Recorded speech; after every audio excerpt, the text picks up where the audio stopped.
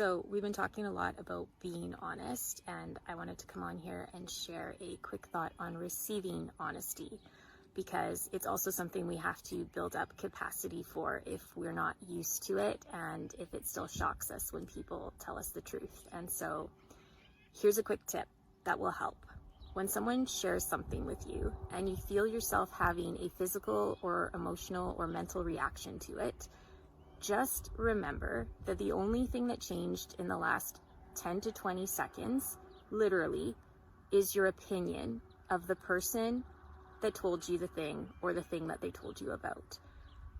It's not unfolding in real time. This is something that's already in reality in their world, and they're giving you the privilege of telling you about it. And so if you can remember that, it helps to give some space.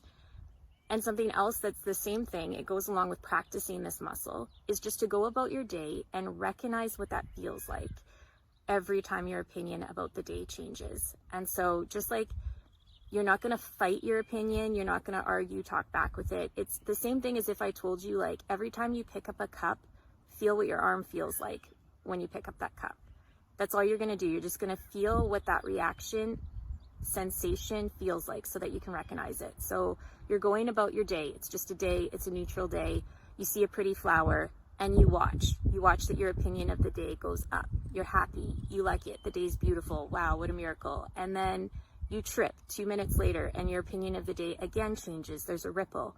So you're looking for those ripples so that you can recognize what it feels like, so that when you have a ripple in a conversation, it doesn't turn into a tsunami. Okay, so that's the first thing.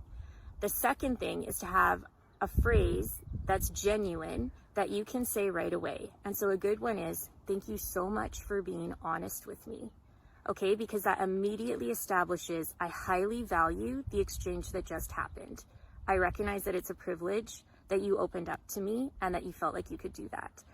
And anything from love that comes after that sentence is gonna be a good move. So whether you say, thank you so much for being honest with me, that was probably really hard. Or thank you so much for being honest with me, I need a minute to think about this.